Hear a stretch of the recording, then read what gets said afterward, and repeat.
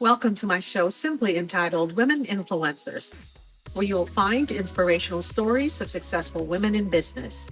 I am Veronica Malolas, CCIM, founder and CEO of the Capstrata Group of Companies, providing commercial real estate development, brokerage, and property management services in the greater Orlando area. Today's guests are Laura Cardwell and Meghan O'Malley, co-founders of Embodied Leadership by Design and authors of Unstuck Yourself. I'm sure you will truly enjoy listening in on our conversation. Please don't forget to hit that thumbs up button and subscribe below. I welcome your comments and please share with someone who can benefit from this podcast. Good morning, Meghan and Laura. Thank you so much for being here today. I'm super excited. Yeah, we're happy to be here. Thank you for having us. Yeah. No, absolutely. And if you don't mind, I just want to jump right in and ask you both about your stories, how you grew up in your environment and how you got to where you are today.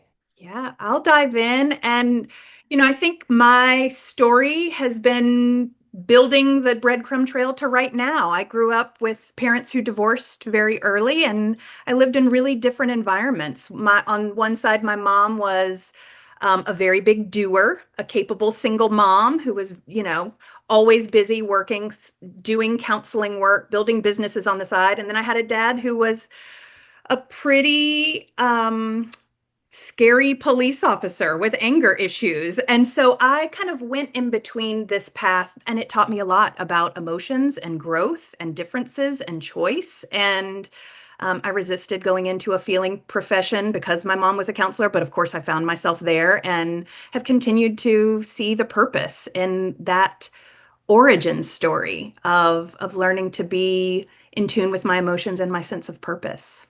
Yeah, I mean, it's pretty amazing how whatever happened to us in our childhood actually shapes who we are as adults. What about you, Laura? Yeah, I grew up in Virginia and have been in North Carolina basically since I was 20. But growing up, I have a brother and two sisters, and my parents also divorced when I was in sixth grade. So my mom was also a very competent doer. She was actually went back to school to college when I was in high school, and so watching her have to kind of navigate getting her degree so that she could teach. She was going into teaching and raise the four of us, very busy children, involved in all of the things. And so yeah, my upbringing was similar in the sense of like my dad and I weren't very close growing up. It was a challenged relationship. He actually passed away when I was 24. And we actually had an opportunity in that time when he was sick to kind of reconcile some things, to kind of meet in the middle on a lot of things. So I'm really grateful for that experience with him and that he's moved on. And I do think that my childhood really shaped my ability to stay centered in the storm, right? And it started to be the thing that became the theme of my life is how do I stay centered in the middle of the storm? Oh, And that's amazing. And it's really quite amazing to hear from both of you that you were shaped by very strong mothers, women. And that's pretty awesome. So you went to college later on, Laura.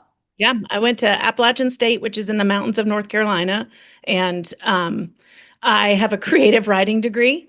I could not make up my mind. I was one of those kids that wanted to be everything when I grew up, like weekly it changed. And so I got to college and changed my mind too many times. And eventually my counselor said to me I had to choose. And the only thing at the time I really wanted to major in was creative writing, which you can imagine wasn't my dad's favorite. My dad was a scientist. Most of my family is full of scientists, right? And I was like, I'm going to be a writer.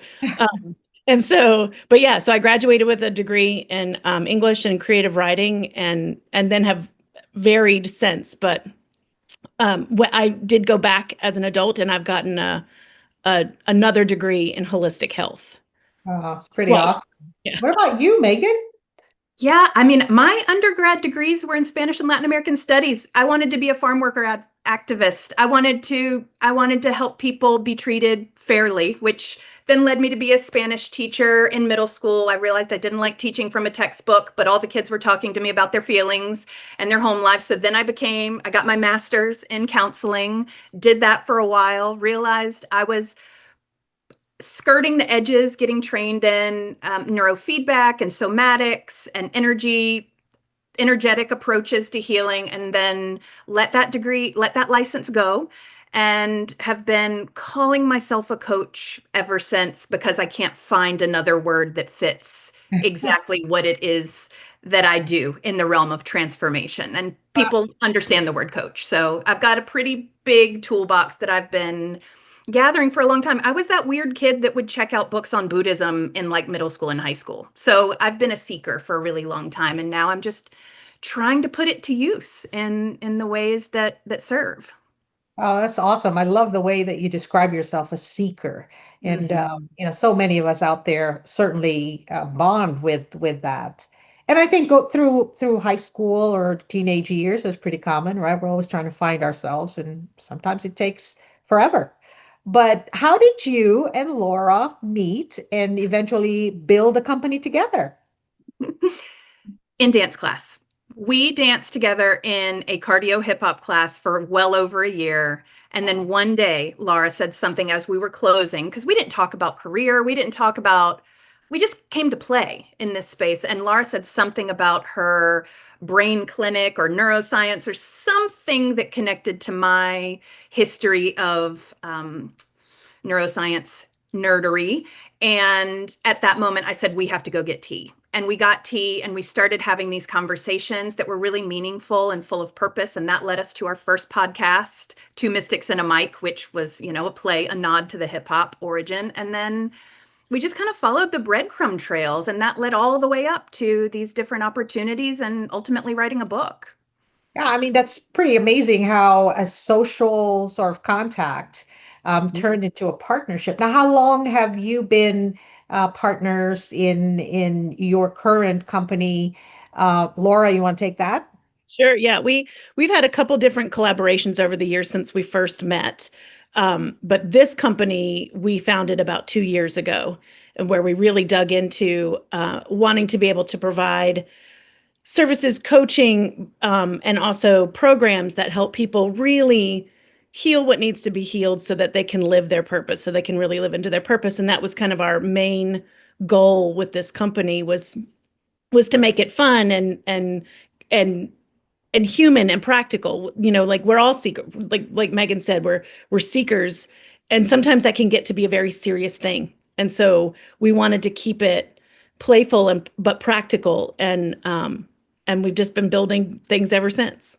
Wow, awesome. Megan, what is the name of this company? Embodied Leadership by Design. And that really was a name that emerged from the fact that both of us having backgrounds in helping healing modalities, we saw people really stay in their heads. As a therapist, I would see people come in, they would have literal packets. They were like, these are my issues. Here, I can name all my patterns, or, this is what I do, but they couldn't bring it into the body. And so our work was really like helping people through the lens of human design, an archetypal tool, reclaim who they are and then bring it beyond the head and into their body and into their lives and all this unconscious stuff that is part of our humanity. Only about 5% of our thoughts are conscious. Everything else is this kind of mysterious realm of the body and our energy. Yeah, So I mean that's so interesting because and you said embodied leadership. So I'm assuming this is a coaching program for professionals and in the leadership in a leadership position. Or tell us a little bit more about that. Yes. First of all, yes, but it's a yes and, right? Like we believe that every single person is a leader in their own life. And then from leading in their own life, they are in interactions. You can be a leader in your family. You can be a leader in your relationships. You can be a leader in your career. You cannot be at the top of a company and still be a leader. And so to be functioning as a human in this time, we have to bring out our heart-centered leadershipness, our true centered being. And so that's more, we definitely help corporations. We go in and we do teamworks, we do facilitations and things like that, but we also really want every single person to know that they are a leader, and that your life is better when you are taking ownership and responsibility for it, and that's a lot of the work. Yeah, and it's amazing how mindset and experiences and emotional trauma or lack of actually affect the way that we function daily. I certainly can relate to that. But let me ask you both about a challenge that comes to mind that you overcame that would be sort of quite helpful and inspirational for our audience today. I can run with that one. I mean, I've got a whole bunch, like apples on a tree I could pick from, but the one that's coming to mind now is, a lot of the work we do is helping people find a path to their unique leadership path.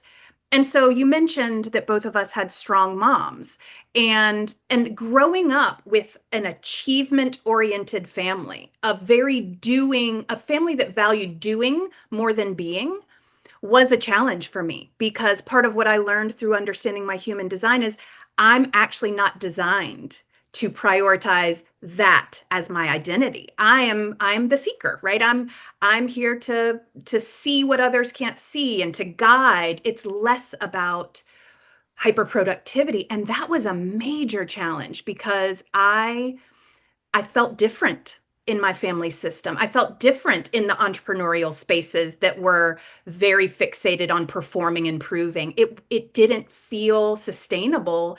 So I beat myself up about it Hmm. years Yeah. and years and years. And I felt, whether it was anxiety, depression, burnout, whatever, my system, my body knew it wasn't right, even though my brain had so much willpower to keep pushing through. And it was through learning to listen to my body and learning about my unique human design blueprint that I started giving myself permission to be who I actually am, the authentic leader that I am, not trying to perform the leadership and path to success that I learned. So we live our business, we live our book, and it has been really liberating and beautiful and really hard. And I want to be the voice of that for anyone who's listening. It's not like a skip in the park when you claim your leadership. It requires you to reckon with things that you don't want to look at and don't want to feel.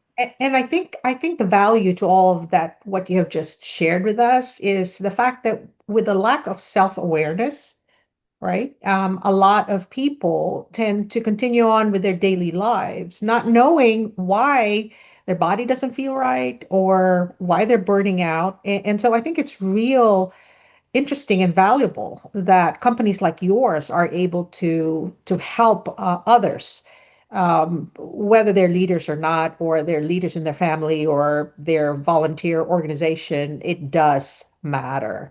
So, Laura, let me ask you about influence. If there was one outcome that you are most proud of that you had an impact on, what would that be? I had a couple thoughts run through my head, but the one that's landing that I really probably feel like naming at the moment is my two kiddos.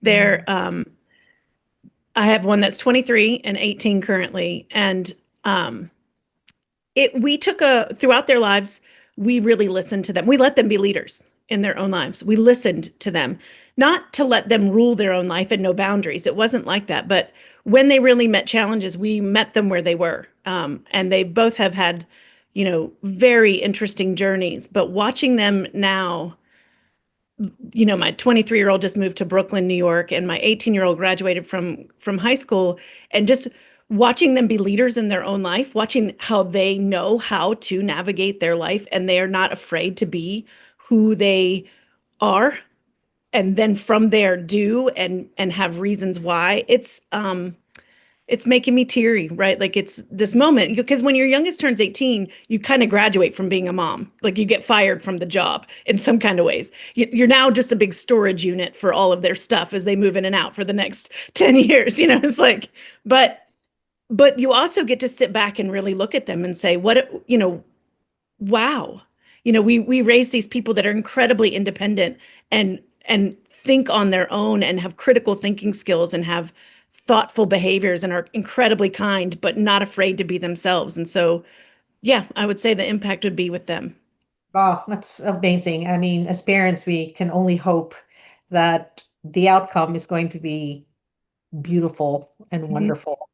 Were you intentional about the way that you raised them? A lot of parents just kind of get in there and just try to survive. I think both and. I think you don't have a chance but to just survive. And we were young. I got pregnant with my oldest when I was 25. So, and then 30 with my youngest. So I was fairly young with the first one. So I would say if you ask her, it was more I was just surviving. And I think that's true, like, but as I got my feet under me, I think the second one, the younger one, I really had more intention with letting more. The older one just kind of had to be the guinea pig. That's what she says about it, like, but, and I think it's true. I think you try your hardest. But I think there was a both and. I think we did kind of just survive it for a while until we got our feet under us. And the more, actually, I want to say that too, the more I did my own work, the more I sought my purpose, the more I aligned, because I went through some major burnouts, the more I really aligned with who I am and what I'm here to do, the more I could be intentional with them. Yeah, that's awesome. That's really awesome. So, Megan, if I can ask you, and I'll ask Laura after you answer, if there was one piece of advice that you could give to our audience today, what would that be? Ooh, if trying to follow the path that people told you you should isn't feeling right, it probably isn't right for you. Wow. Tell me a little bit more about how that has actually shown up for you or for someone that you know. I think it's shown up for myself and everyone I know. And that's what's interesting is I think we all come into cultures, family systems, organizations, communities that sort of steep us in a story. And that story we don't even question most of the time. We just internalize it. There's a lot of tendency to internalize it and say I'm failing. I'm not doing it right. I'm not winning at life. And the fact is, we all are designed to want and need different things. And often the person who's most different in a system or a community is has a really healing impact potential as far as broadening the story or the possibilities for what success can be, what well-being can be. And I don't know anyone. I think it's part of our soul school is to try really hard at the story we learned, have enough suffering to make us question it, and ultimately, hopefully, find our way back home to ourselves. Yeah. That's the goal, I think, in this whole like weird skin bags with egos situation that we're in. Yeah. Well, that's beautiful. Laura, do you have a piece of advice for us today?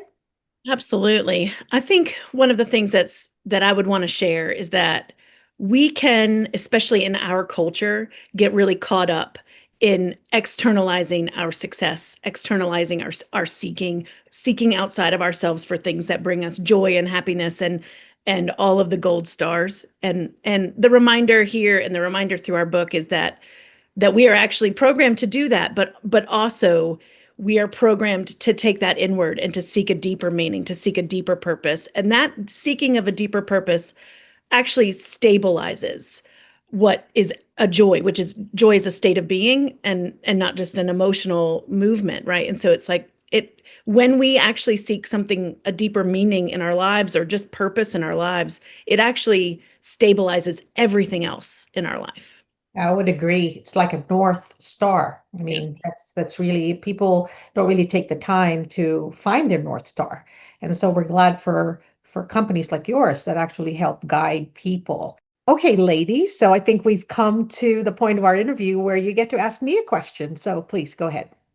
Yeah, Veronica, we've talked so much about our stories and our pivots and our learning and our lessons. And I'm curious about a story that you learned that you have had to question or rewrite in your life to be successful and to support your well-being.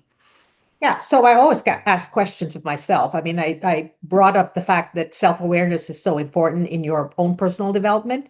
And I think I've always questioned everything. I always question if I'm stagnant. I always question if the purpose that I'm perceiving in my head is the same purpose really that God had intended for me. Because you're right, other people will shape your purpose or at least try to, especially your parents. That's so natural. And I come from the Philippines. I was born and raised there. And so the culture is just completely different. And of course, my parents are from the civic generation. it's completely different. And as I evolved, asking the question of myself all the time at any stage of my life or career really has helped me reevaluate.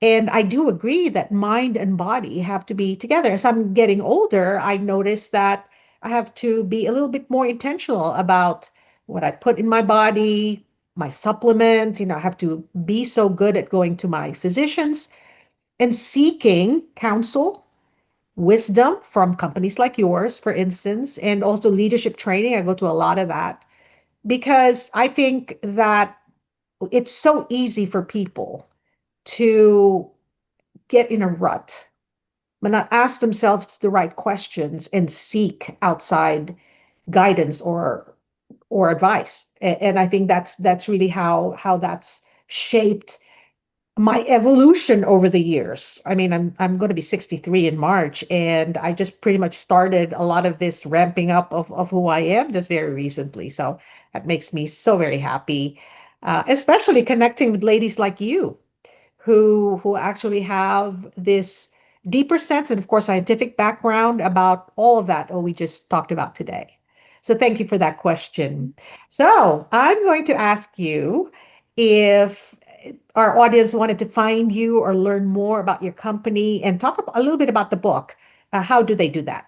So they can go to embodiedleadershipbydesign.com, and there's a free resource that they can start learning about their unique leadership type, and then there's one they could invest in that goes deeper without having to learn the whole system of human design. It's got audios, and they can also find the book there. Unstuck Yourself is the title of our book, and we have a whole website, unstuckyourselfbook.net, where they can find out about, we have a free book club host curriculum for people to gather their own communities and go through the book and deepen connection around it. We have a podcast. We have all kinds of goodies. They can go to either of those sites and play. Laura, what did I forget?